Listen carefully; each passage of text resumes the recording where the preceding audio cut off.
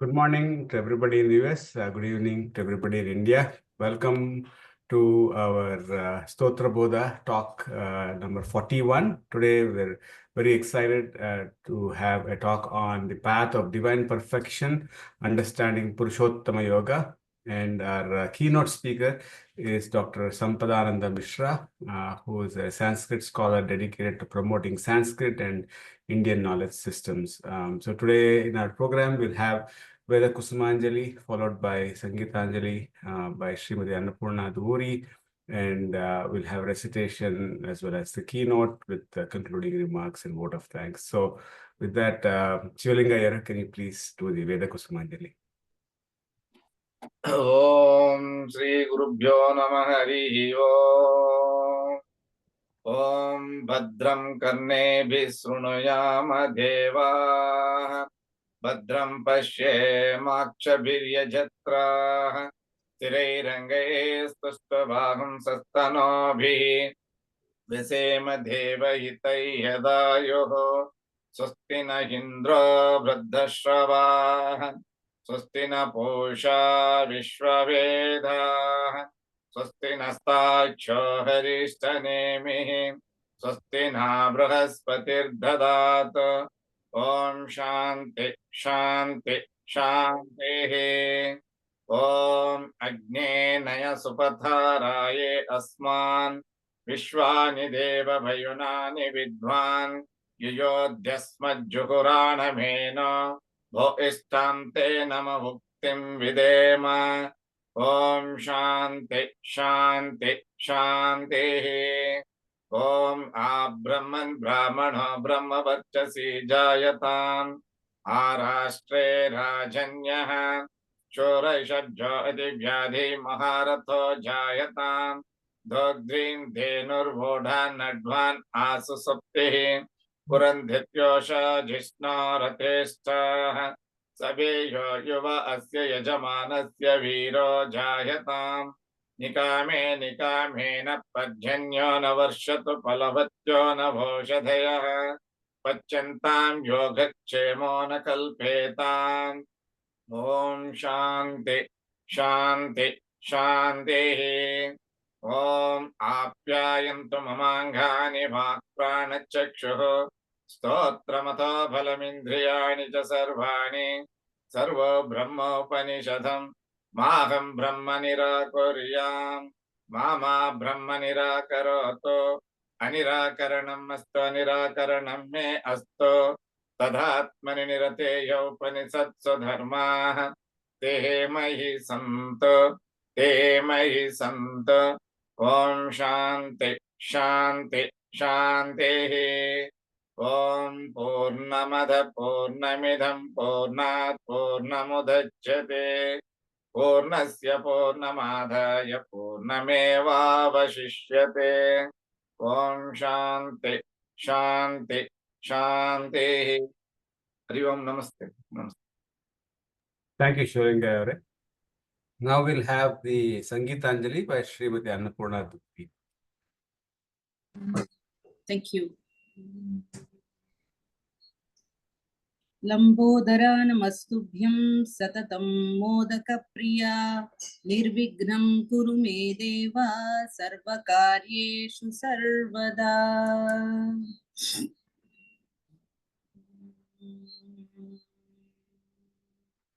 Vinayakuni balenu brogave ninnu vinavel puleva ramma Vinayakuni balenu brogave ninnu vinavel puleva ramma Vinayakuni balenu probave Anatha Rakshaki Shri Kamakshi Anatha Rakshaki Shri Kamakshi Anatha Rakshaki Shri Kamakshi Sujanagamochani Shankari Janani Suchanagamocani Shankari Janani Vinayakuni Valenu Brova Veninu Ravinavel Pulevaram Vinayakuni Valenu Brova Purani Dayache Giralu Mukuni Purani Dayache Giralu Mukuni Kidraje Sibro Churajadhari Tyagarajuni Hridaya Saroja Mele Rama Sahodari Parashakti Nanu Rama Sahodari Parashakti Nanu Vinayakuni Valenu Brova Veninu Vinavel Puleva Brahma Vinayakuni Valenu Brova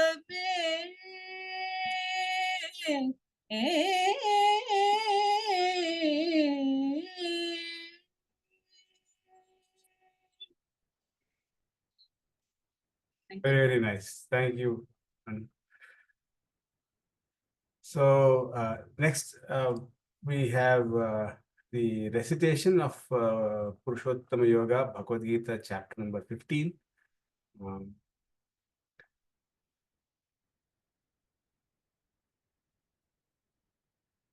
Then you're muted, yeah. Om Shri Krishna Parabrahmane Namaha. Srimad Bhagavad Gita Atha Panchadashodhyayaha Purushottama Prapti Yogaha.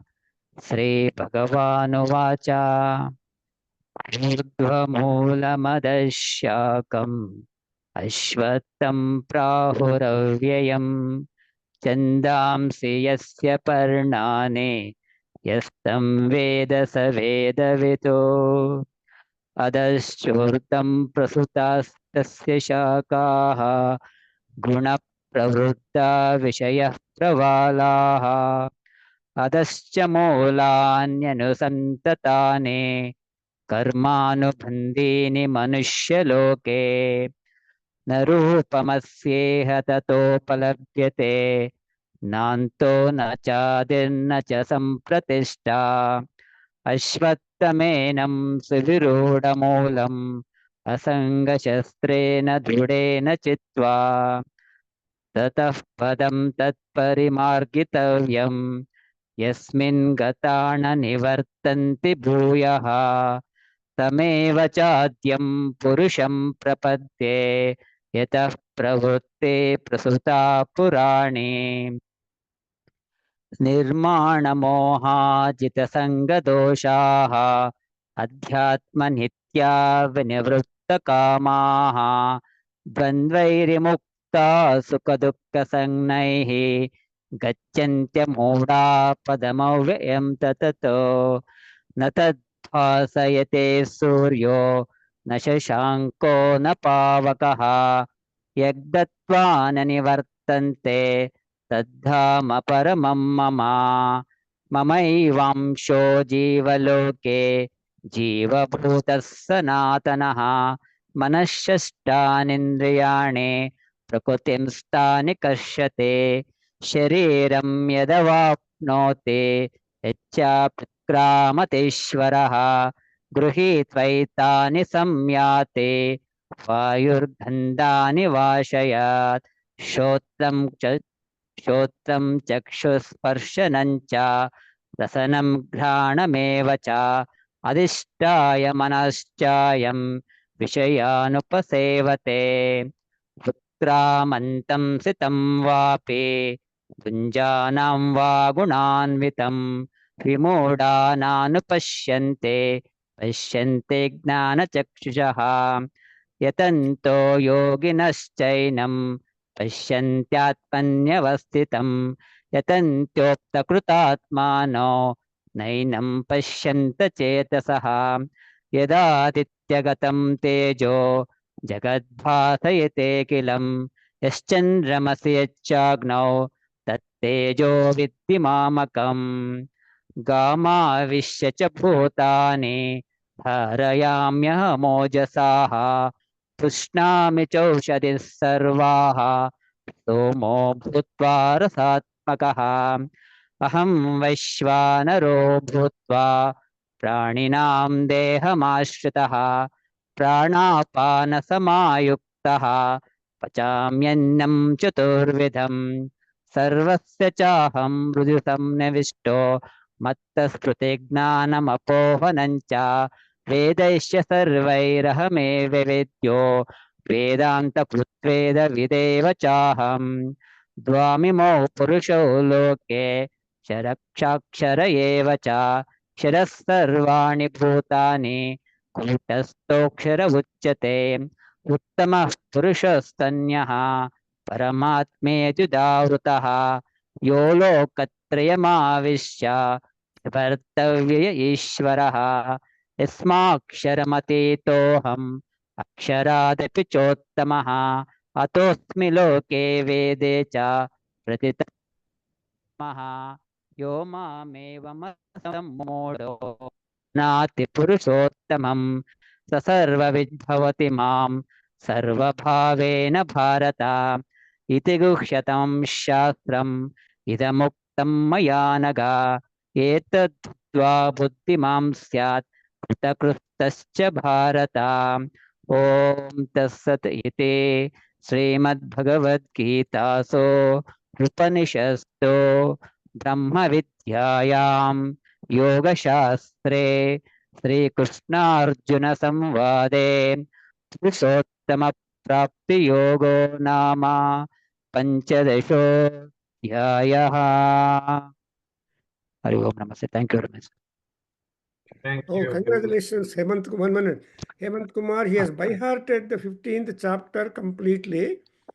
And Thank I you. requested somebody to do by-hearting. So, congratulations. And Krishna Anugraha is there.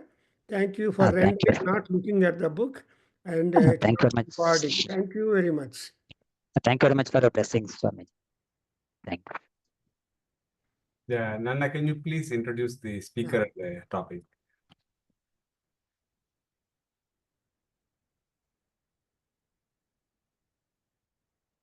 श्रीगुरुभ्यो नमः अग्ने नय सुपथाराये अस्मान् विश्वानि देव वयुनानि विद्वान् योध्यस्मज्जुहुराणमेनो भूयिष्ठां ते नममुक्तिं विधेम ॐ शान्ति शान्ति शान्तिः. The very first slokam of Purushottama Yoga speaks about ऊर्ध्वमूलमधशाखम् अश्वत्थं प्राहुरव्ययं छन्दांसि यस्य पर्णानि यस्तं वेद सः वेदवित्. And understanding the same, the flyer prepared by our moderator and Mishra, there is that Urdhvamula Adhyayana tree in the flyer invitation. So it's very significant, and he's also there underneath that. So Krishna Paramatma ultimately is telling that key note for the entire thing is understand Krishna as the inverted tree, and also he is the tree. So he is just all in all respects. Now I have the pleasure to introduce our keynote speaker, Dr. Sampadananda Mishra, a distinguished scholar and recipient of Sahitya Academy Bal Puraskar 2018 and Sri Aurobindo Puraskar 2024, and dedicated to promoting Sanskrit and Indian knowledge systems, renowned for his innovative initiatives like Divyavani Sanskrit Radio and Saptavarna magazine, and he has significantly contributed to making Sanskrit accessible globally. He is devoted to Aurobindo and the mother. Dr. Mishra is also an accomplished educator, researcher, and speaker of Indian culture, spirituality, and education. His literary works include children's literature in Sanskrit, have earned him multiple national honors, highlighted his lifelong commitment to preserving India's civilization, civilization, heritage, and all that. And today he is going to talk on the path of divine perfection, understanding the Purushottama Yoga. Very nice it is to catch hold of this great scholar who is international and all around. And actually, I met him first in Delhi, then Pondicherry, and then in Orlando. And but we have been good friends. And I observed him speaking, and so he is doing a human service for upholding the Sanskrit language, culture, and moreover focusing on the children all over. And also, so we are really very fortunate to have these scholars available to talk to us on one hand. Secondly, already he has been introduced to our another Veda Adhyayana Kendra and World Association for Vedic Studies Bangalore chapter, which started by Dr. Bhudev Sharma himself long years back. So I welcome Dr. Sampadananda Mishra ji. Please share your thoughts on the divine path and Purushottama. That is what everybody is urged to become. All are Purushas only, but Uttamatvam is important, whereby the moksham will be ultimate goal. In order to get the emancipation or goal, what is important is uh, work, tyaga, and so many things. So Krishna is giving so many yogas in order to enable us to go to higher heights and see that we are on the divine path. We don't know about attaining the goals and all that, because Paramatma, Krishna alone should be able to decide, because he is said to be Punya, Punya Phala Dayakaha, Punya, Punya Pradayakaha. So in that case, we leave it to him, but we do it. And we have got also two great speakers who can also, and others who can just share their, because Bhagavad Gita is a desk book to all people. And everybody gets inspiration because of the Gita, right from Abala Gopas. So all, right from the small child up to Maharajas and all people, it is there. When Gadapa Sachidananda Swamiji organized Bhagavad Gita recitation, and more than lots of it, more than 10,000 all age people gathered in Chicago, and there was one small boy or girl, 4 years, recited the entire Bhagavad Gita. So that's why children should be introduced to the Bhagavad Gita, and adults also to be introduced, and old people, of course, is automatic. But why this age grouping is done by Chinmayananda, starting classes to them in Bhagavad Gita is, so each age is very important to organize oneself, and that is very important. And especially during youth, people commit more sins, more mistakes, more aparadhas, and get into problems. Old people have nothing, we have already crossed through. So most important is this Bhagavad Gita, important for the youth also. That's why we cannot distinguish that Bhagavad Gita is only for this and all. It is universal text. On one hand, I was told by that Ranganathananda Swamiji, I don't know now, he was the chairman or president of the Hyderabad Ramakrishna Ashram. He happened to visit the commander-in-chief, Maneksha or somebody, and when war was going on, he was keeping Bhagavad Gita at one corner of his table, and then he asked, "What is this? When war is going on, you are keeping Gita at your corner. Why are you keeping?" Then he told, "Gita, I keep it every day. I read sometimes because the war, I want to go.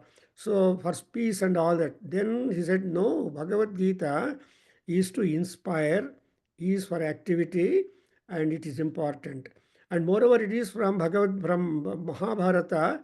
You know that Mahabharata, Bhagavad Gita is for activity, Vishnu Sahasranama is peace, and Viduraniti is for moral behavior, character, and conduct building and becoming better.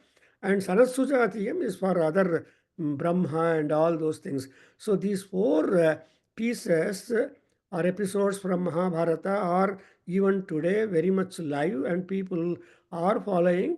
And Bhagavad, foreigners have a lot of liking. For example, Schroeder said that Bhagavad Gita is my mother.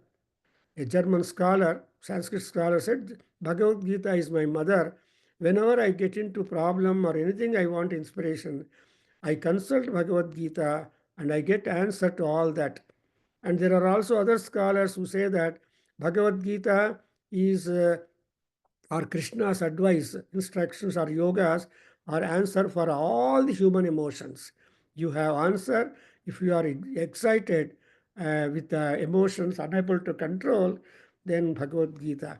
In all that, we have this Purushottama Yoga, which our keynote speaker has chosen, and where we Uttama Purusha is important in order that Krishna takes the all responsibility as we have gone through the entire 20 slokas of 15th chapter, only 20 slokas.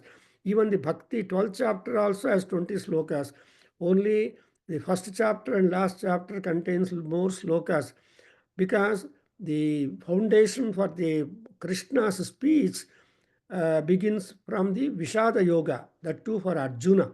A great scholar, able scholar, a warrior were to be not refusing to work, afraid of sin and afraid of the Shaswata Narakavasa, then it is really a great problem, crisis to Krishna, but he never allowed. He gave the Gita, and ultimately, as you know that Arjuna said, Nashto mohaha smrtihi labdhaha tat prasada janardana karishye vachanam tava. Well, I don't want to speak more on that and take time of our Mishra ji because he has spared good time. So now introducing him, requesting him to talk on this divine path of life. Sri Ram. Sorry, you're mute.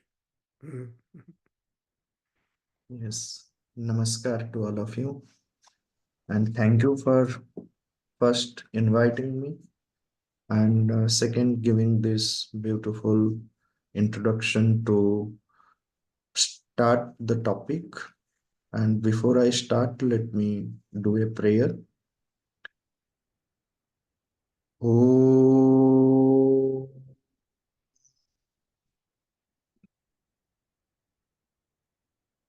Agne Vratapate Vratam Charishyami Tachakeyam Tanme Radhyatam Idamahamanrutat Satyamupaimi. Om Shanti Shanti Shanti.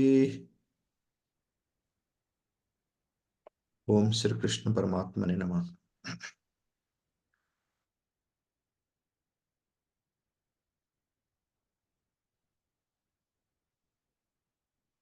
For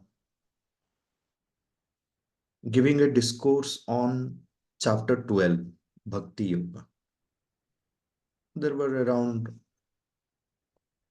300 students and faculties. So there is a course which is running on Bhagavad Gita for 18 days, and every day there is a speaker who has to come and explain about a particular chapter for 2 hours. Last year they had given me chapter 10, Vibhuti Yoga, and chapter 9, Rajavidya Rajaguhya Yoga, and this year they had asked me to do the Bhakti Yoga.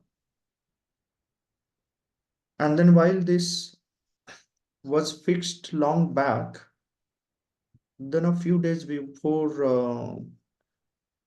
Adhraniya Prabhakar ji he asked me if I can come here and then speak on 19. I just came back yesterday. So on 19th, if I can speak on the Purushottama Yoga. So I agreed on a point that when we are doing the Bhakti Yoga, I thought like it will be good, like Saturday I'm doing on the Bhakti Yoga and Sunday I will be doing on Purushottama Yoga. There's a great link as he had already pointed out. Ultimately, in the Gita, it is the Purna Samarpana to the highest. That alone can liberate. And what is meant by liberation? And here we are talking about it's not just the Purushottama Yoga, the chapter 15 or all the verses, but he has suggested a very beautiful title, that understanding the divine perfection, which is extremely important in the context of the Gita.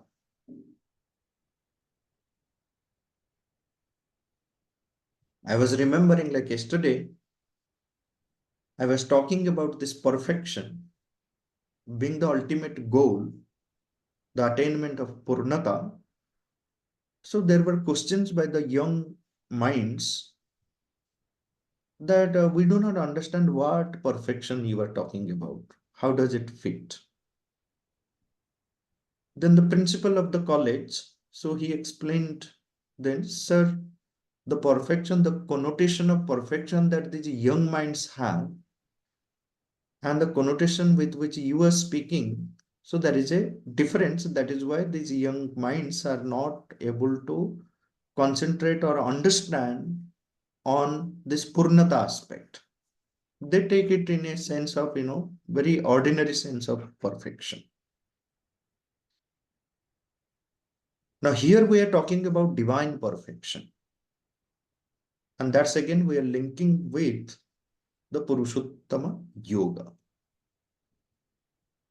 The Purushottama Yoga, here is the Yoga Yukta, like Krishna uses this word Nitya, with Nitya Yukta, Nitya Trupti, that there has to be an eternal, Sanatana, Chirantana, Shashwata Yoga. This connection has to be an uninterrupted connection.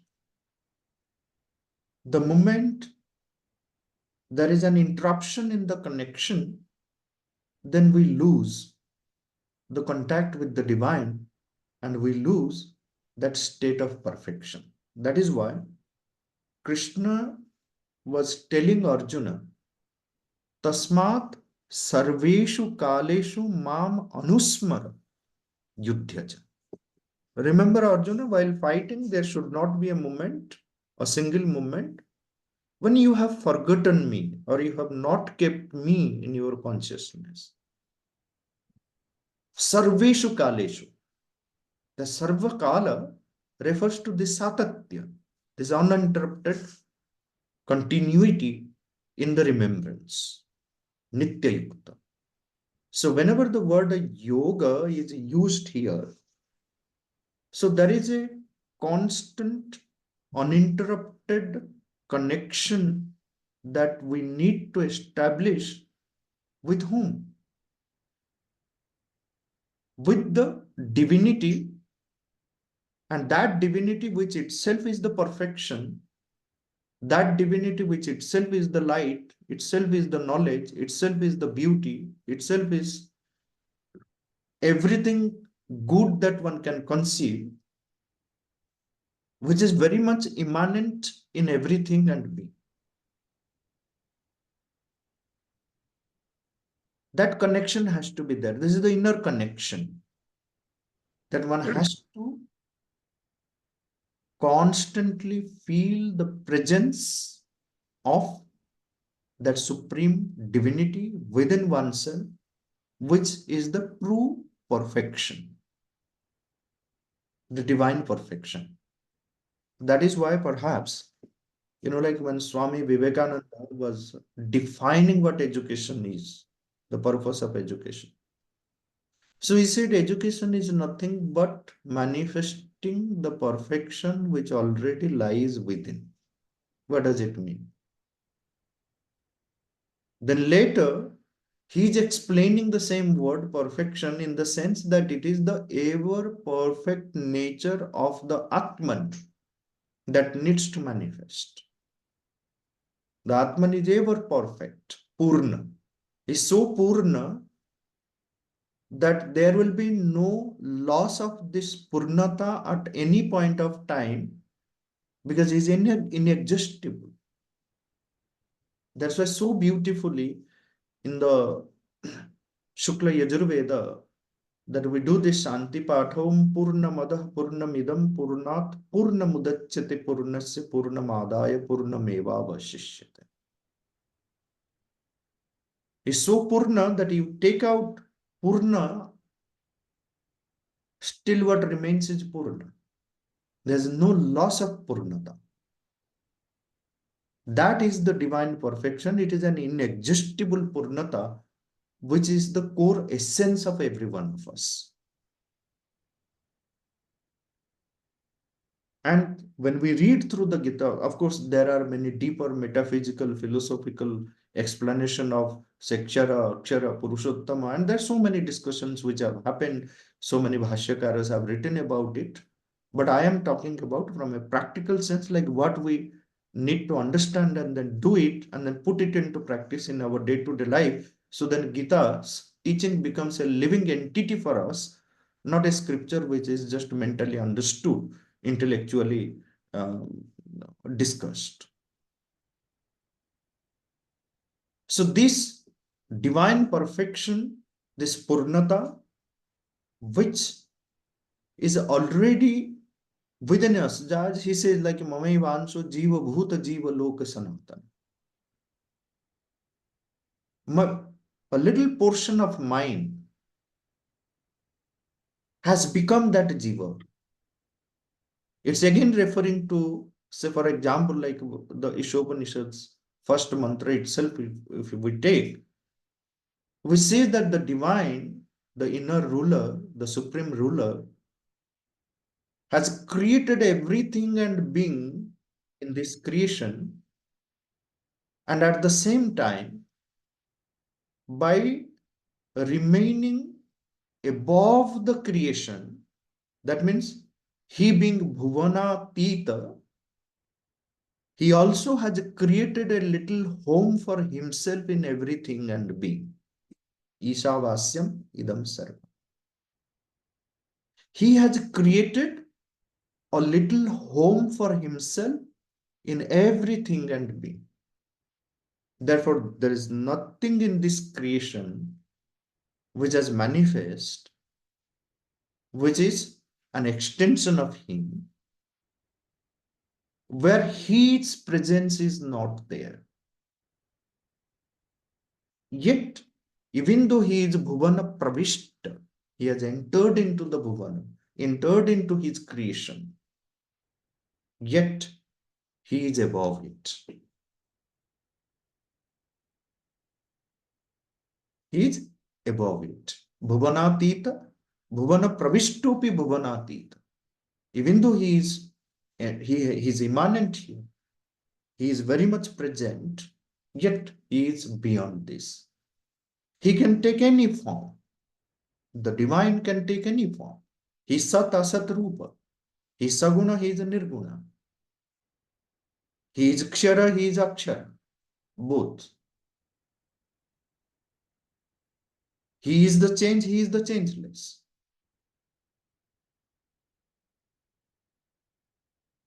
But then, how to approach? What needs to be done? That teaching which has been given to us, okay, how to approach this? How to make that Kshara, Akshara, Purushottama an integral part of our own consciousness and do the upasana of that Purushottama, so then that divine perfection manifests within us. We attain to that Purnata because in our ordinary consciousness, we are not Purna. There's so much of Apurnatva in our Sadharana Chetana, in our ordinary consciousness. We need to transcend the ordinary level of consciousness and attain to that Purnata. And this doesn't happen in one life. May happen, may not happen. It all depends upon the intensity with which we are aspiring, the sincerity with which we are working out, the purity with which all that we are doing for the attainment of that. There are so many factors on which depends when it is going to be attained. In fact, the bhaktas or sadhaks, they do not ask this question when it is going to happen. I remember a beautiful story where there were two bhaktas and they were extremely, what you call in an intense state always.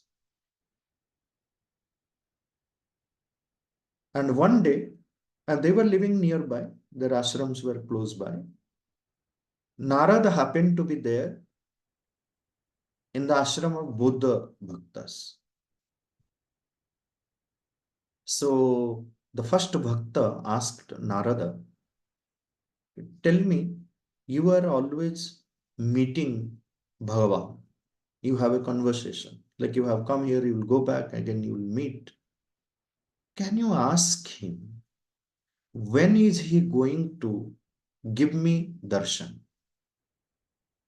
So Narad said, okay, next time when I come, I'll come with the message. I'll go report to him, and then whatever he says, I will inform it to you. The second Bhakta also asked the same question. Okay, when? Then Narada on his return in the next trip.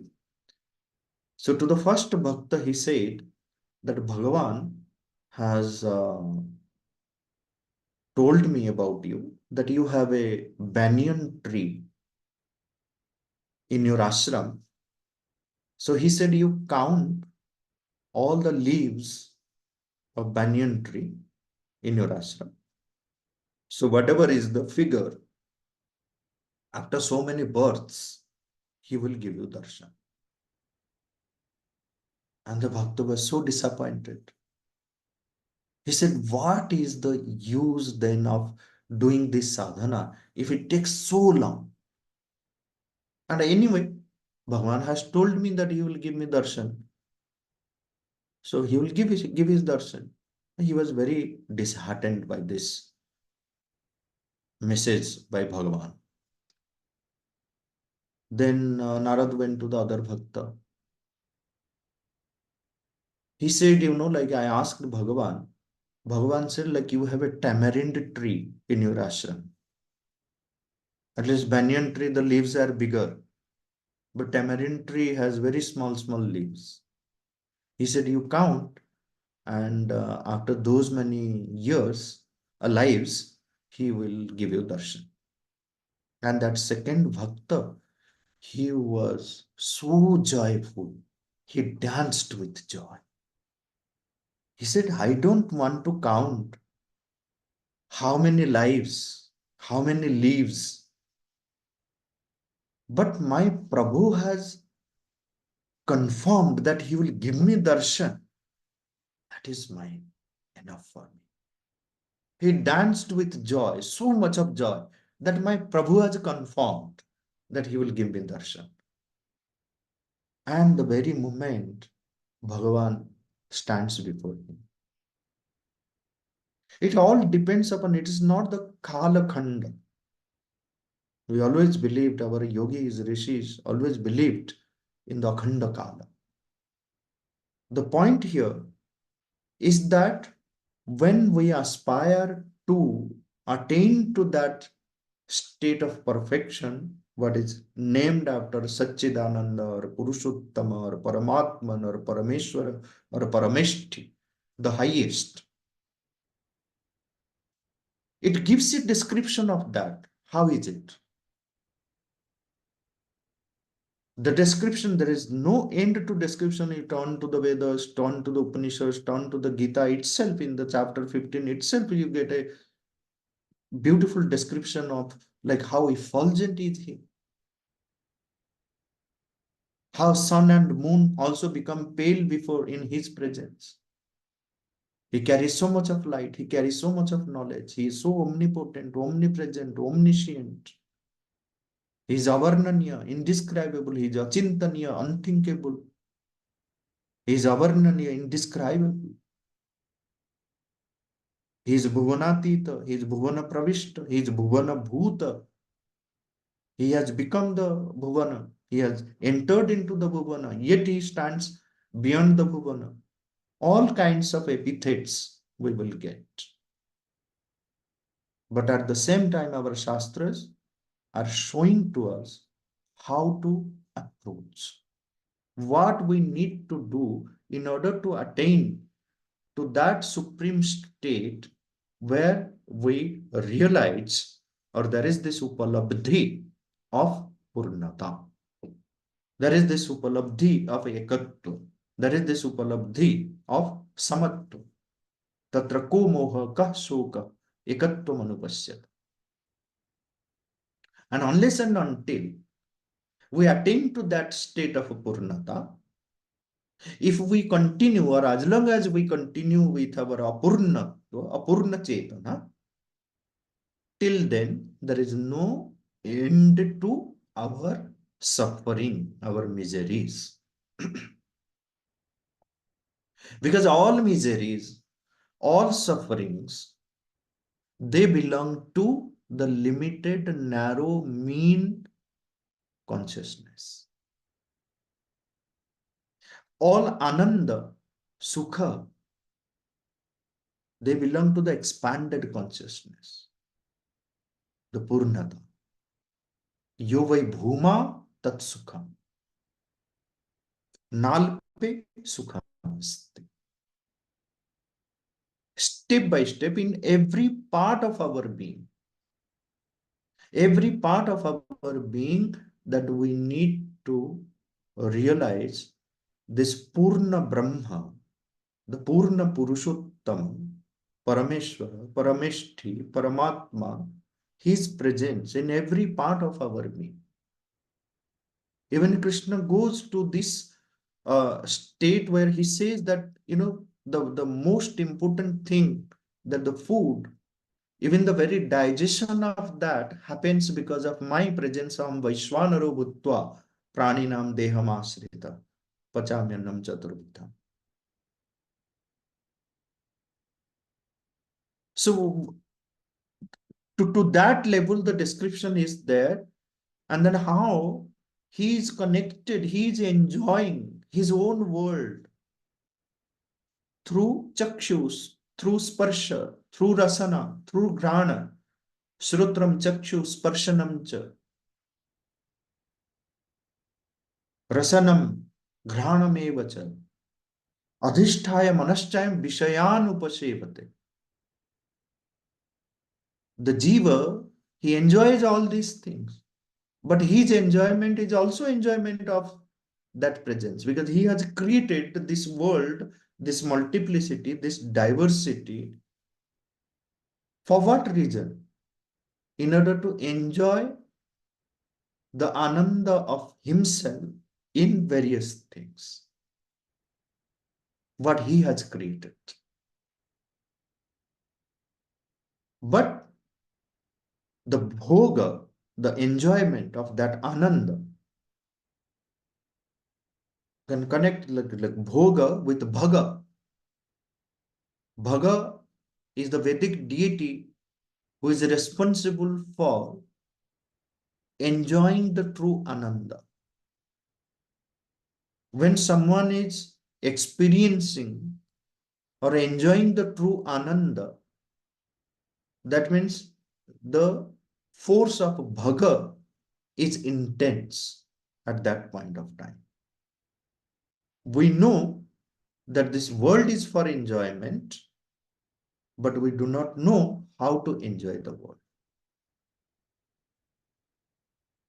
Nowhere our Shastra says that we have to give up the world.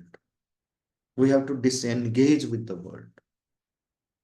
We should not enjoy. The first mantra of Ishopanishad itself says Bhunjitha. Bhunjitha. You have to enjoy. But you should know the art and science of enjoyment. What is that? Tyaktena bhunjitha. Tyaga. Without tyaga, without seva, without samarpana, this real bhoga, real enjoyment of the world can never happen. And for the true enjoyment of the world and the deliverance from all the miseries can take place only when this Purnata, only when this Purushottama, his presence, the way he has manifested in everything and being, is felt, is kept intact, and everything is done with reference to him by offering to him. Complete offering. There has to be total consecration of everything that one does to that supreme reality. Call it Sachidananda, call it Parameshwara, Paramatma, Purushottama.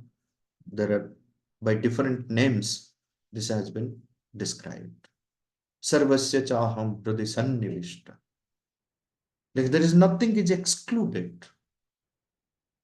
Sarvasya hrudi, in the center of everything and being, every bhuta, chara, achara, sthavara, jangama, mobile, immobile, in everything and being, in sarvasya hrudi, at the center of everything, that nucleus, that presence is there.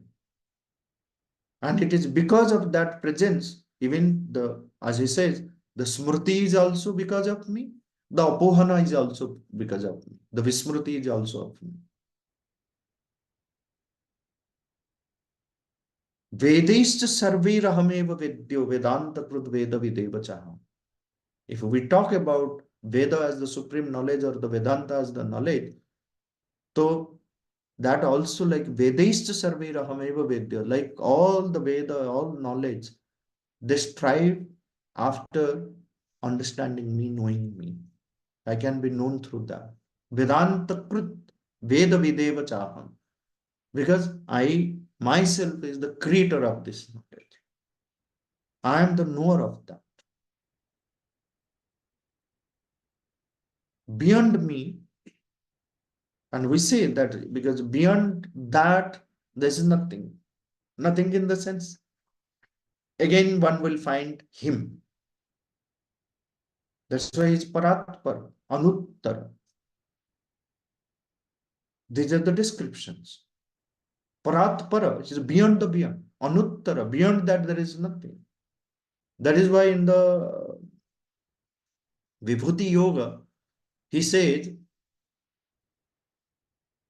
Aksharanam Akarusmi. Why I am bringing this point Aksharanam Akarusmi? When it says that beyond there is nothing, this Anuttaratva. That's why A has a, what do you call, sense of negation, the sound A. Negation in the sense like it refers to something beyond. Purusha, beyond the Purusha will be Apurusha. It's something beyond that we cannot even think of. So the Paratparatva, Anuttaratva of the Purusha is such that That is the highest, Tadhama Paramam Mama. That is the supreme state which one has to attain to. All our sadhana, all our yoga, all our tapasya, they are directed towards the attainment of that supreme state, which is the state of the divine perfection. That divine perfection has to manifest because it is very much there within us, within everyone, within everything and being. That is there in the animal also, that is there in that presence, that perfection is there. But the difference between the plant kingdom or animal kingdom or the jada or the sachetana manushya is that here there is a possibility of manifestation in the human consciousness because it is an evolving soul. That possibility is not there in the plant kingdom, in the animal kingdom.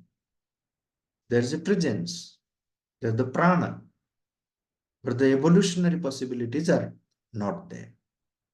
That belongs only to the human consciousness.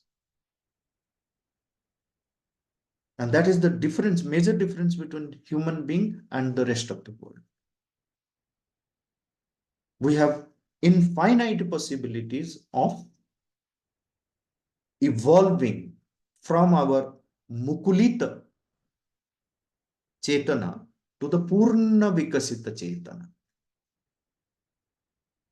From the budding consciousness to the fully bloomed consciousness. And what is the way to do that? What is the way to become free from?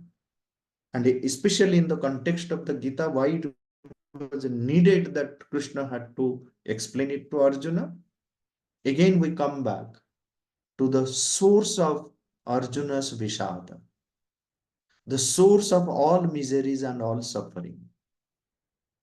It's because of this apurnata, because of this narrowness, because of this meanness, because of this contraction, alpatva.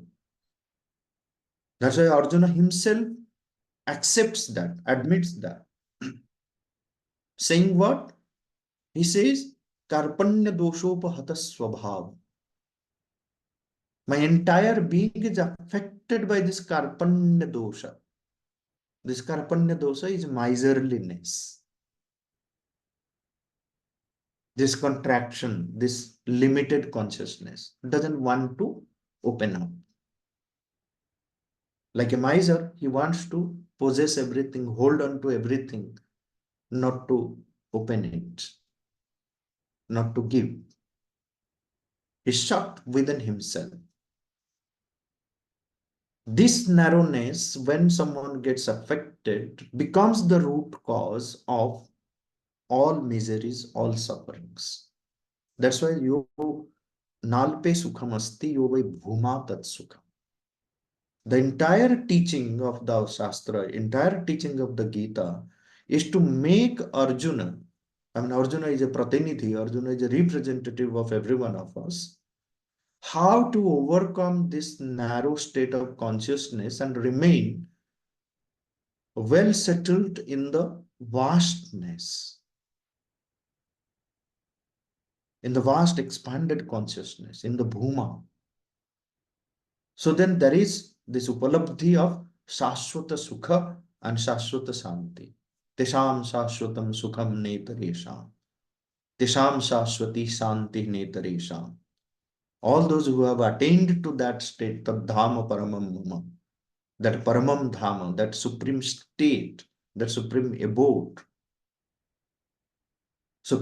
of that all perfect, all light, all knowledge, all peace, all bliss. It's not that Dhamma is somewhere located. It has no location. It is there everywhere. It is there in everything. It needs to come to the front. It has to emerge, this emergence. The Sri Aurobindo calls it as psychic emergence. That is the first step. towards the realization of this perfection. That evolving soul, that divine spark, has to evolve and manifest and become a full-fledged flame. That is the state of perfection that one has to attain to. And for the attainment of this, what we need to do, like in the beginning, what it says,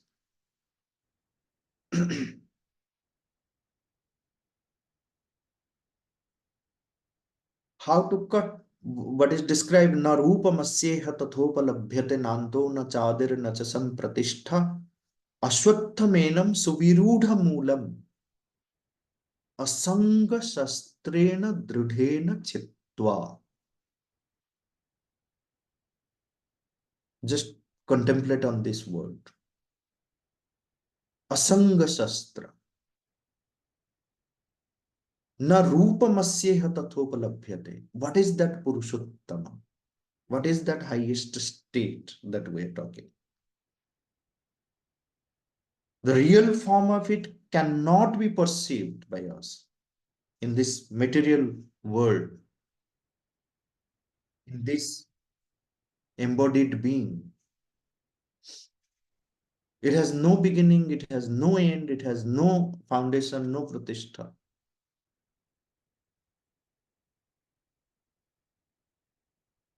But how to approach to it? The Suvirudha Moola,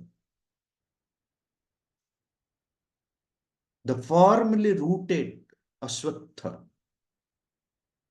the way given here is Asanga Shastrena Drudhena Chitva. That one has to bring an end to it or cut it, this clinging, this attachment, this asakti, Asanga Shastra, by the sword of, by the weapon of Asanga, detachment. And by doing that, by cutting that, Suvirudha Moola, by the Asanga Shastra, one should seek for that highest goal where once having attained to, once one has reached, there is no compulsion of return to the mortal life. See, it is not that there is no return to the mortal life. If that was the case, then it gives a very different interpretation, different message, that you attend to that, then finish, matter is over. That is how, like the moksha aspect is being understood by many. But here, like every bhashyakara, if you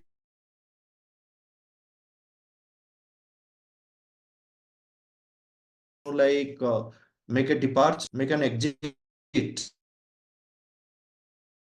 and then there is no return.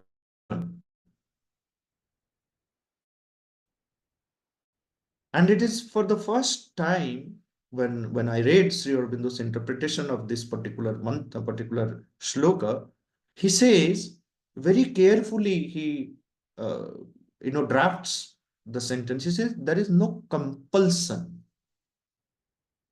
of returning to the mortal. That means one is free. If that liberated soul wishes to take birth on the mortal world, it is up to him or her. There's no compulsion. Like one becomes free from this cycle of birth and death, then one has complete control over the man of oneself. One decides whether to born or not to born, when to born, how to born, where to born. And the whole purpose is to attain to this state where one is not affected by the shortcomings, loopholes. Asanga sastrena dridhena chitva. And this asakti is what? It becomes the hindrance in the attainment of that supreme state. In our bhakti, in our shraddha, in our prema, in all that we do, we need to become free from this asakti.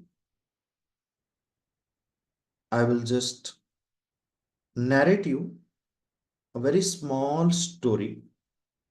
What is this anasakta bhava, which is demanded by the divine for the attainment of the supreme state? Before I close today's discourse. So we all know about Krishna, Devaki, Vasudeva, Arjuna, all these characters. After Krishna's departure, the message of Krishna's departure is being taken to Vasudeva and Devaki.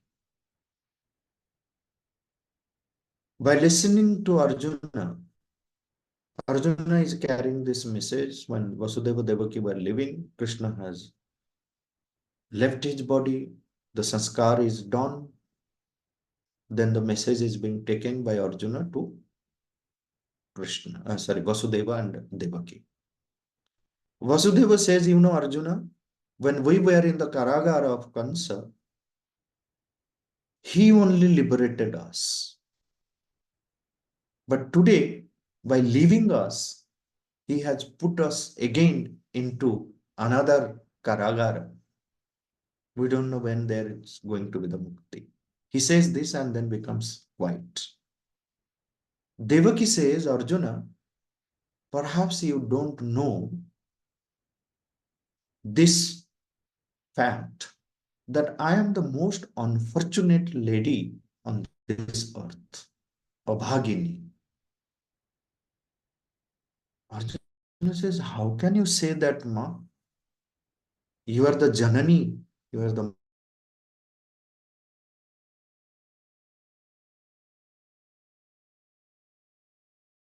How can you say that you are Abhagini? What happened? He said, no, no, Arjuna, whatever you say, I know that I am that Abhagini. He said, what happened? He said, I had heard so much about Krishna's, Navanita Chauriya, Makhan Chori, the stealing of butter. But I never had that, Saubhagya of feeding Makhan, Navanita, to my own child, whom I have given birth. So Arjuna said, why? Krishna came to Mathura, killed Kansa, established the kingdom there. He was living with you. You could have given him. There was enough opportunity for you. He said, no, no, no. Do you think like I didn't try? I did. Because that was the moment I was waiting for, aspiring for. But the moment he saw Navanita, he started crying. And I asked him, why are you crying? He said, I am in a dilemma. I am in a dharma sankata. I said, dharma sankata? You are such a small boy in front of me. What dharma sankata? Eat. He said, no, ma, you will not understand. But you tell me, what is the dharma sankata? He says, the dharma sankata is, ma, when I left Gopapura, I have given as a gift to everyone in Gopapura something or the other. My pagdi, my feather, peacock feather, my stick, my kathau, my pitambara, whatever came in contact with me. In Gopapura, everyone, including Nanda Maharaj, has got something in memory of me. But when I went to Ma Yashoda, I had nothing.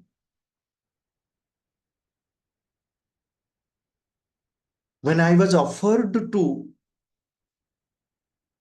by uh,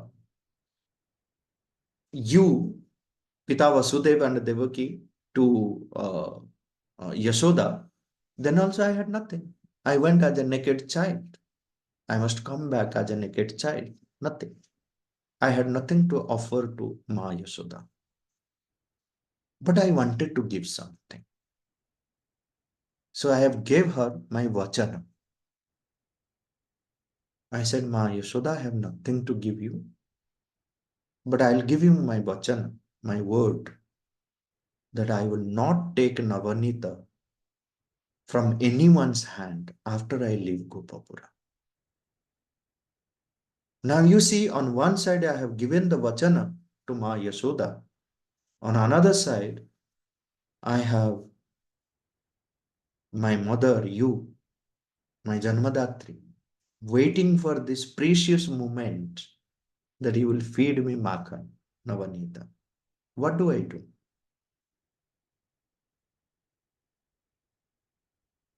Then Arjuna said, finally, what did he do? So Devaki said, he did what was appropriate for him to do. He did not. And why should he? Then she explained, Krishna belongs to that person who is completely free from any asakti. In whose prema and bhakti there is a asakti, Krishna doesn't belong to him or her. And Yashoda had that anasakta prem. I didn't have. I had ahankar, asakti, my child. I have gone through so much of pain giving birth to my child. I have tolerated conscious atyachara. My child, my child, my child.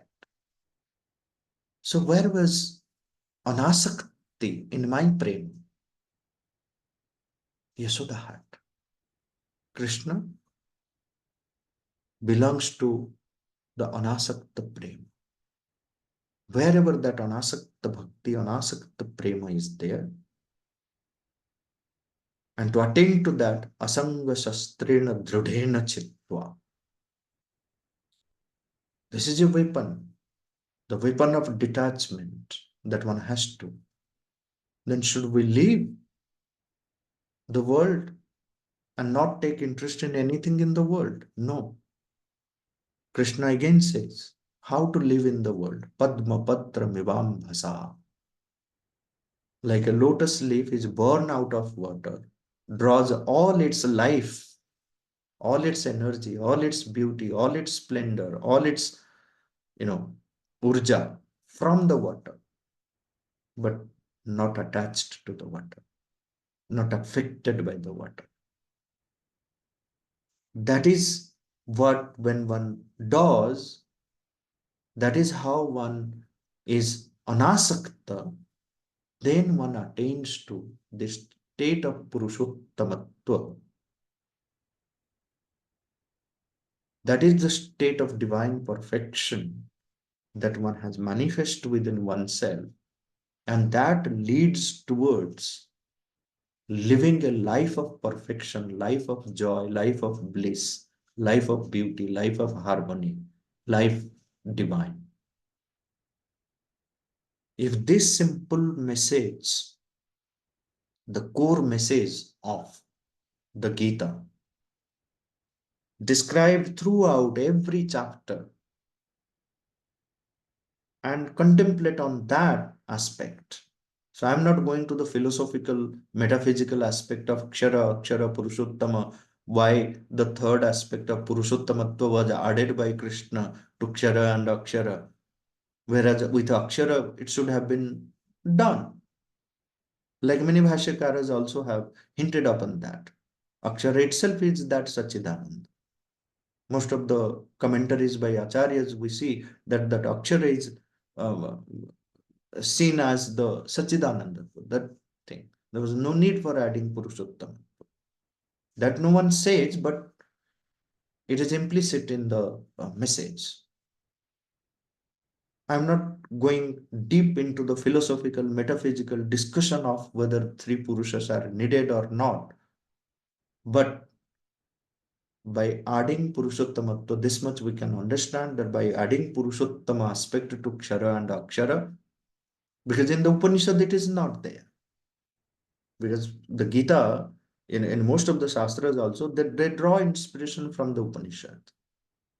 But in the Vedanta, in the Sankhya especially, this dual Purusha or the Purusha Prakriti, whether there should be Eka Purusha or Bahu Purusha, many Purushas, there are a lot of confusion. So Krishna is bringing a solution to the philosophical problems which existed because of so many things. This addition of a Purushottamatva, the Purushatraya, gives a solution towards that. That again becomes a larger discussion some other time, maybe like we can discuss about the metaphysical philosophical aspect of the Purushottamatva and three Purushas.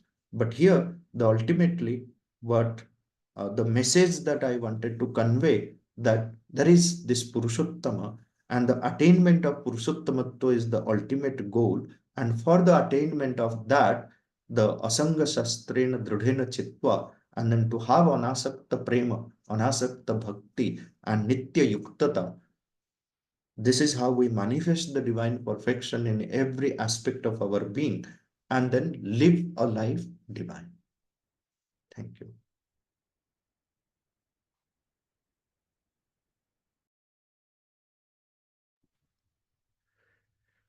So, very nice. So that's why Anasaktamana Partha Mam Anusmara Yudhyacha. Very beautiful, sir.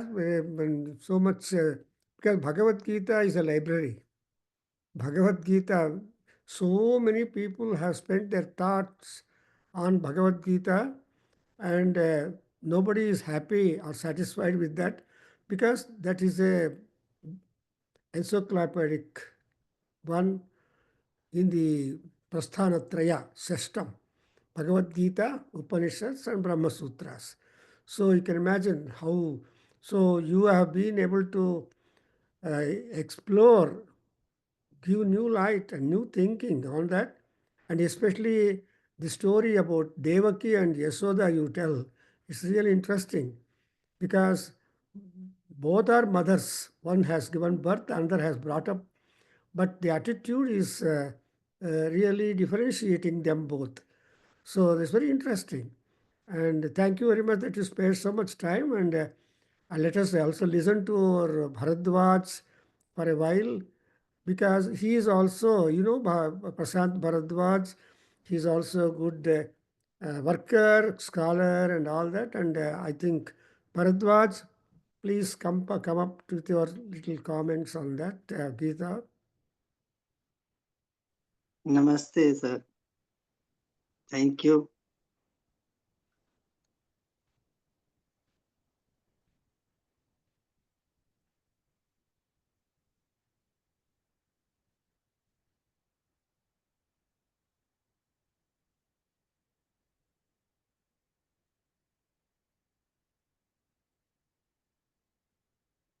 Hello.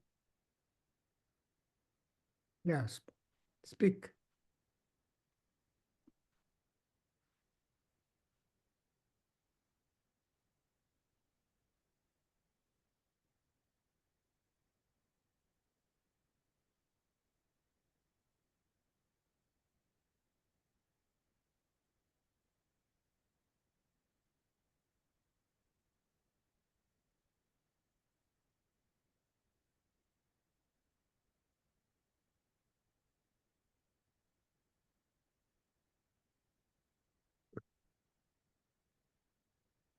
Is there a problem?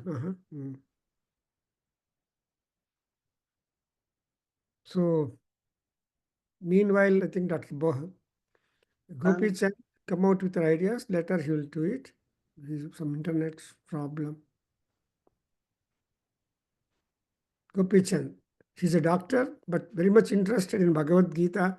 He has hundreds of doubts, but he must also have hundreds of people to clarify his doubts, and a medical doctor and all that. But he's a student of our Kendra, very sincere. So he will know. He had two questions about regarding the moksha and all that. So I think yeah, come out, sir. Mhm. You are muted. Can you Yeah. hear me now? Yeah, now I can hear. We should thank Mishra ji for giving a very good talk on the understanding of the Bhagavad Gita. It's a very nice talk. But I would like to add some few slokas and the things that which I have understood. Sir, are you hearing me properly, sir? Yeah, Okay. continue. The two slokas which I was impressed by Bhagavad Gita is in this chapter 7, where Krishna says, Gnanam teham savignana vakshamya sheshata yajnatva neham bhuyonna gnatavya mavashishyate. This is one. And the next sloka is, Manushyanam sahasreshu kaschid yatati siddhaye yatataanapi siddhanam kaschin mam vetti tatvataha. Krishna is telling, I am teaching you, Krishna is telling Arjuna that I am teaching that gnana to you, knowing which you don't have to know anything in this world. You are done in this life. That's what he is telling. That is Savignana. Vignatva neha bhuyonya gnatavya mavashishyate. Sir, shall I continue or your Bharadwaj Bandral? Shall I bid? You continue. You Sir, finish. continue, please. Bharadwaj, are your internet problem solved? Yes, sir, little, yes. Okay. Yeah, continue sir, for a while, and then he will be there. Kopichan. Okay. Yes, sir. Sir, you Continue, sir. continue, sir. You continue. Bharadwaj, sir, you continue, sir. Afterwards, I will speak. Sir, please, you continue, then I will speak. Okay. So that is he is talking about the Atma Gnan or Paramatma Gnan that we should know, but knowing which earlier there were so many Gnanas like the Vedas, Vedangas, Mimamsas and Puranas were the Vidyas that they were supposed to know. But Krishna says you don't have to know anything else. If you know this Atma Gnana, that is enough. That means you are safe. And in the next sloka he says, it is so difficult to get this gnana. At the same time, he says, Manushyanam sahasreshu kaschid yatati siddhayam. Even among thousands of people who try, there are very few people who will get this siddhis. Siddhis like Mahima, Gahima, Mahima, Garima, Lagima, like this. Prapti, Ishti, so many, the Lord Herman had all these things. So even thousands of people they are attempting, only very few people will get these siddhis. And in the next sentence he says, Yatatam api siddhanam kaschin mam vetti tatvata. Even among those people who get these siddhis, very rare of them will get will understand the Atma Gnana in its essence. He says, though you try to know me, or you try to know the Atma Gnana or Paramatma Gnana, it is so difficult. That means you have to do a lot of sadhana. It is not just that it will come like that. So you have to do a lot of sadhanas. That's what the Krishna is telling. So even in the chapter third chapter, he says, and what is this gnana? This Atma Gnana is present in everywhere. Chara chara, in all bhutas, in all human beings, in all animal beings, in all plant beings, in whether it is living or not living, it is present. How to understand this? How do you make the ordinary people to understand this? It's extremely difficult. And in so many slokas of the Bhagavad Gita, Krishna himself says, it is not this, you cannot understand this by these five senses. What we know the world, we as the human beings, we understand this world by only through the five senses. By the way we see, by the way we hear, by the way we touch, by the way we taste. These are the only ways. There is no other way of knowing the things. Beyond that, you cannot understand. Krishna says it is beyond that. And Krishna says this Atmagnana and Atmagnana or Paramatma Gnana is beyond this Gunatisa, beyond these senses. You can only understand this by Aparoksha Anubhuti. What we understand this world is by the Paroksha Anubhuti, that is by the means of these senses. But these senses are not enough to understand this, because as Professor Mishra has said that Atmagnana and the Paramatma is Dvandva. He is having both the qualities simultaneously. He is inside, he is outside, he is heavy, he is light, he is within us, within out. He is in one form, he has no form, he is changeless, he is of change. So how will you understand this? By using your mind and intellect. It is not just not possible. You have to understand by going within you. That is Paroksha Anubhuti. Aparoksha Anubhuti. That means beyond these senses. You don't have to use these senses to understand it. Then how will the ordinary persons understand the Atmagnana? It is very difficult to make them understand. So, but some of the things he says in what is Karma Yoga, chapter 3. Prakrute kriyamanani gunai karmani sarvashaha ahankara vimudatma kartara ahamiti manyate tattvavittu mahabaho gunakarma vibhagayo guna guneshu vartanta iti matva nasajjate. What he says is these gunas, these prakritis, these three gunas, and in some other chapter, I'm forgetting that chapter, he says that all the things in this world, whether it is in this planet Earth, below the planet, or above the planet, or with Divi, or in the heaven, none of the things are beyond these gunas. All the things are having this, got the influence of these gunas. That is Sattvic, Rajasic, and Tamasic. I need not to go into there are no these things which is beyond, which is Gunatita. So what the Krishna says is all your actions, whether your thoughts, whether your actions, whether your speech, everything, it is the gunas which do it. So he says, Prakrute kriyamanani gunai karvani sarasa ahankara vimudatma kartara ahimti manyate. But the person with ahankar or with ego, he thinks that he is doing it. But actually he is not doing, he is not at all doing anything. And in the next shloka he says, Tattvavittu mahabhavo gunakarma vibhagayo guna guneshu vartanta iti matva nasajjate. So a person who understands this, he thinks that it is only the gunas that are acting in this world, and I am beyond guna. That is when even in Ganesha Atharva Shirsam we say gunatitaha. Gunatita. And in the chapter 7,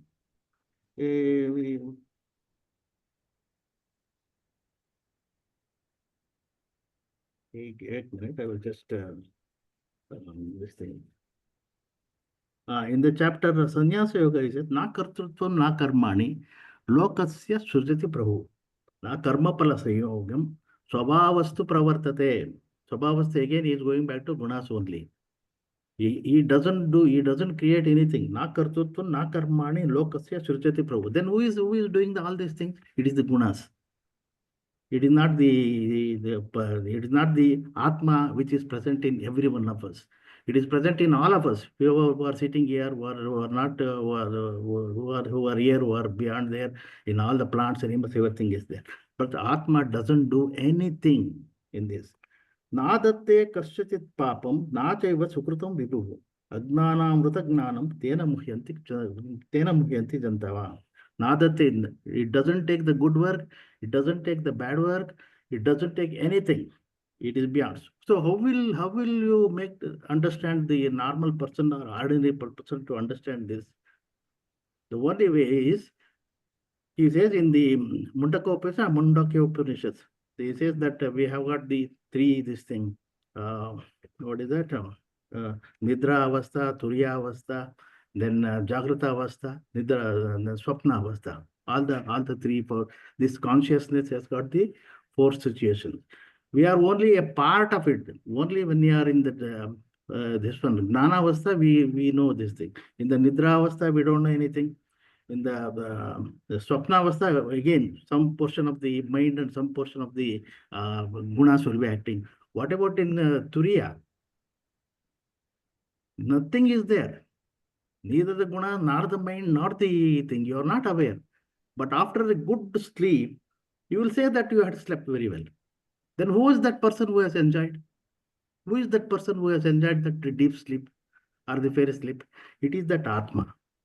So the ordinary person should know that the Atma is present, but what is superimposed is these gunas. It is the gunas which is working all these things. So you have to go beyond these gunas. And there are so many slokas in this that Professor Mishra has said, asangatva. What is these gunas? Only they create this attachment. This either sattvic or rajasic or tamasic, only these gunas only will create attachment in this world. Even Krishna says having a sattvic guna is also not good. Even attaining God is also not entertained. You should not have any either good or bad. You should be beyond gunas. It is the gunas only which will make you attached to this in this world. So this is how we should make them understand, and it is not that easy that ordinary person can understand this. He has to do a lot of sadhanas every day. He should come. That's what Professor Mishra has said. Sarveshu, our teacher. Sarvakaleshu. Also keeps telling Sarveshu Kaleshu Mamanuswara Yuddhasya. That's one. And in the 18th chapter, Krishna says no. Sarva Dharma Parityajya Mamekam Sharanam Praja Amta Sarva Papebhyo. Like that he says. So you forget about all the gunas, all the dharmas, whether it is Swadharma, this dharma, that dharma, and all. You forget about this. You just surrender to me. Just think that I am there. Just think that I am the Atma I am the Atma which is doing everything. I am the Atma. And even in some chapters he says even gunas are also the Daivi Esha Gunamai Mamamaya Buddharatyaya. So gunas are also of the God's creation only. Only by surrendering to God, you will go beyond gunas. That also he says. So everything is the God's creation, and in Vibhuti Yoga he says that nothing beyond me there is nothing else. Everything is myself. When everything is myself, then that's what in Ishavasya Upanishad he says. Ishavasya Idam Sarvam Yatkincha Jagatyam Jagat. He says everything is there. So, and this is how, and it is not that easy for an ordinary mortal to undergo this thing, because why it is so difficult, because Bhagavan himself has said in chapter 17 and even in chapter 6, Arjuna says it is so difficult to practice dhyana. He says abhyasena tu kaunteya vairagyana tu gushyate. He says only by repeated practice only you will understand me. That's what the Krishna has said. And Sarvadharma Parityaja, he has already, in the entire this thing, he says, kept on telling it is me only, everything it is me only. But ordinary persons, it is very difficult for them to understand. But only through the repeated practice, they will be able to. Once they attach that, then they will become enlightened. They will get the sakshatkara, they will get that moksha, or beyond that life and death and everything. And Krishna himself says that you will come to me. And once you realize me, and you will come to me at all. Beyond that, there is no such thing as going back. That's what Krishna says. Even in Purushottama Yoga, he says you don't have to go back. And in one more question, one more thing, what I have learned is Sri Rama asks Yoga Vasishtha, who is best? See, when once you get this Atma Gnana and all that, one person goes to like Yajnavalkya goes to Himalaya, forest to do the penance. But at the same time, Janaka goes back to rule the country. Who is best? Then Yajnavalkya says both are equally good. Both are equally this thing. It all depends on the temperament. Even in Taittiriya Upanishad, what is that? Brihadaranyaka Upanishad, Yajnavalkya says it's the temperament which determines whether a person lives in this world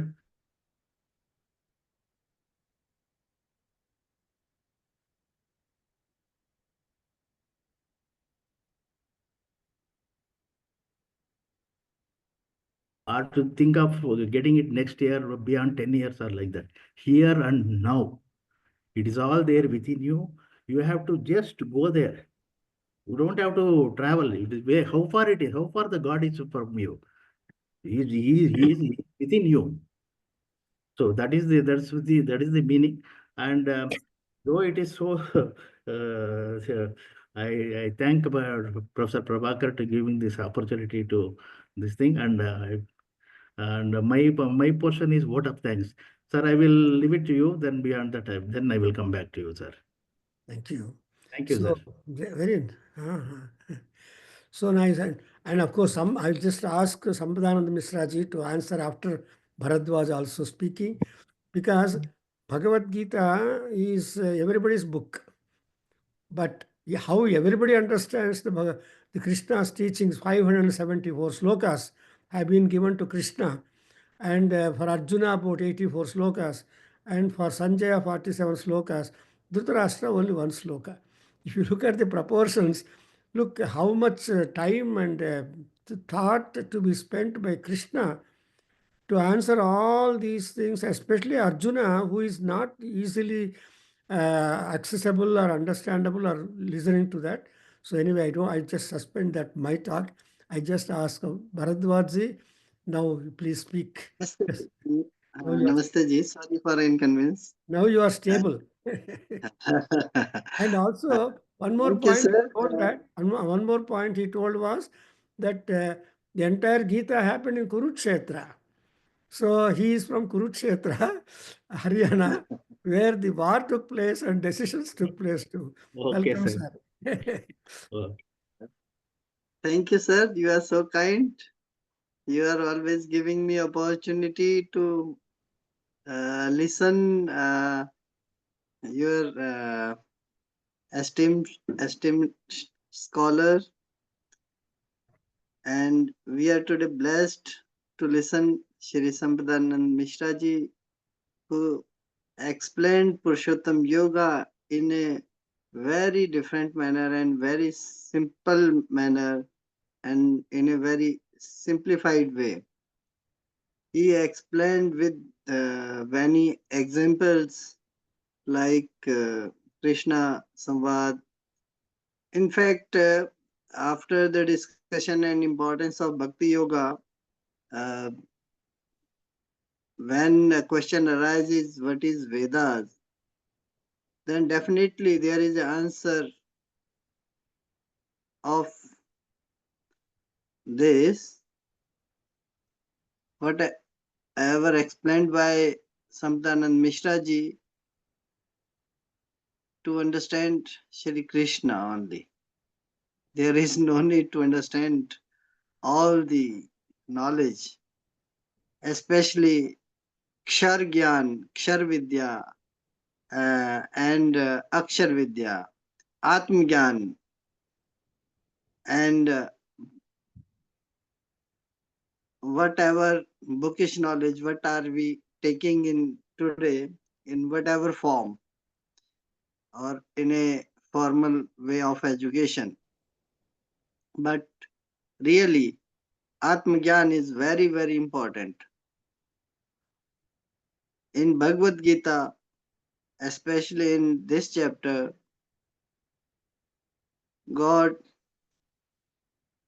explained how is the importance of Kshar Vidya.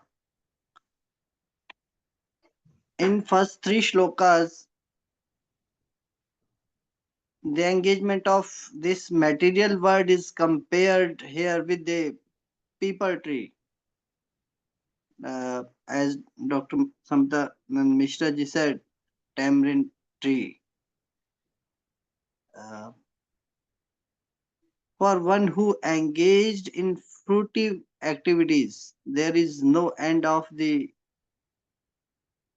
people tree. The branches of this tree,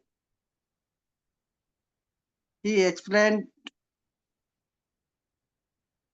this material world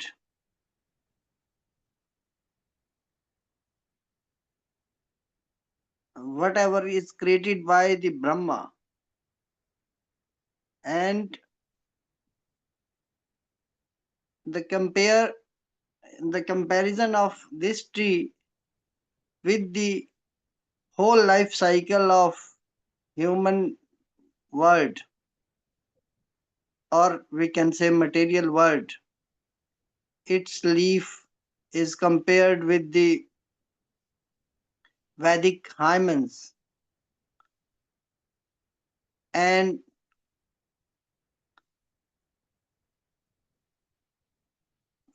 what is the Vairagya? At the end of, he said, this world or all the three gunas is axed by the dispassion of Vairagya. Definitely, he said very beautifully the word divine perfection. Thank you. Yes, of course. Manifestation of perfection is ultimate goal. What we learn today.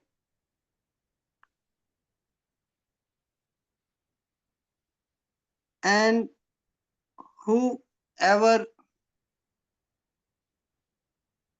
able to understand the process of extinction should be understood in the previous chapters of the Bhagavad Gita.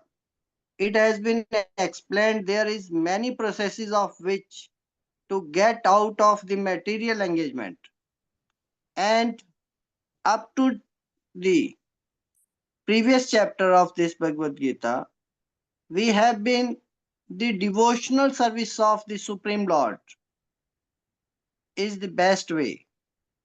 Now the basic principle of devotional service is detachment with the material activities and attachment to the transcendental services of the Lord. The process of breaking attachment of the material world is discussed in the beginning of this chapter.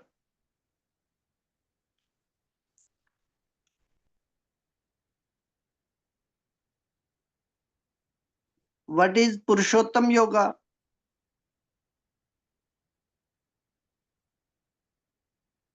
Dr. Mishra ji explained very beautifully. He cited so many examples of Upanishads, and Dr. Gopinath ji also enlightened on the same. So I do not want to speak more. They already explained in very details, and I am not a scholar of Bhagavad Gita. I am a learner of Bhagavad Gita, and really feeling blessed to listen all of you, and I feel if I could manifest only one word, Kshar Jnana, Atma Jnana, from this today's deliverable, that is the enough for my life. I am really thankful to all of you who blessed me to listen to all of you. Thank you. Thank you very much. Yeah, it was a very, very nice session. I can fully thank a few other people, Shivlenge Garu, who did the Veda Kusumanjali, and Srimati Annapurna Duburi, who did the Sangeeta Anjali. Then Sri Hemant, he did the Purushottama Yoga recitation, which is the Bhagavad Gita chapter 15. So thank you so much, Dr. Sampadananda Mishra ji, for really, really inspiring and very, very nicely put talk. Appreciate it very much. Hope you can come back again. And thank you again for Dr. Prashant Bharadwaj and Dr. Gopi Chand, sir. So thank you. Sampadananda Mishra ji, have you anything to answer to this Dr. Gopi Chand's samsaya? And also Atmagnana, because Atmagnana, No samshaya, sir. I have just addition, sir. addition, and also see, moksha is something everywhere with dharma sandesha, as you said it, to be or not to be is a dharma sandesha. But deciding is important, and Paramatma only does it. So please add something to this views by our. Sir, before See, that, let me add, sir. Let me add. I am not a scholar. I have not Nobody learned. is a scholar. Bhagavad Gita is Bhagavan No, Krishna. I'm not a scholar of Vedanta also. Whatever, there may be some mistakes also. So whatever that I could gain from reading under the guidance of our Guruji, Dr. Prabhakar, I have just told, sir. So please, if there is any mistakes and all that, please, you have to pardon me. So I'm not a Sanskrit scholar like you or a Vedanta scholar and all. I'm just whatever that I have gathered from my these things studies, I have just put it across, sir. Thank you, sir. Mhm. no, Sir, no, any that's absolutely fine. So usually, moksha, as I have already before coming in contact with the writings of Sri Aurobindo, I had a very different idea about many concepts of our Shastras and Sanatana Dharma. But Sri Aurobindo has blessed the humanity, and especially we Sanatanis, in expanding and broadening the meanings of many concepts. So, like moksha, a simple understanding of that is liberate ourselves from all our shortcomings and all our limitations, and to live in an unlimited bhuma state of consciousness where lies the solution to all our problems. That's a simple straightforward understanding of moksha that I understood always from Sri Aurobindo. Of course, there is much depth into it, like how to attain to that. It's not that easy to just become free from the limited consciousness and attain to the unlimited expanded vastness or bhuma state. But that's how it happens. Like as I said, like he adds a simple word like tatah padam tat parimargitavyam. So then yasmin gatva na nivartanti bhuya. So usual translation is that once you attend to that, there is no return. But he adds, there is no compulsion to return. This word compulsion itself, it adds a very different meaning to the whole process, that one has complete control over one's own state. I will take birth, not take birth, when, how, where, it's entirely up to me. I'm not falling into the Gatanugatik cycle, the chakra of Janma Mrityu chakra. So one becomes free from the bandhana of that Janma Mrityu chakra. Then one is independent and one decides for oneself. Then one becomes the ruler of oneself. The self-ruler, the Isa, the inner ruler, which we need to evoke in ourselves. So this makes the whole idea of moksha or life divine or attainment of that state of Purushottamatva or Bhuma becomes so simple and so easy to understand and practical, vyavaharik.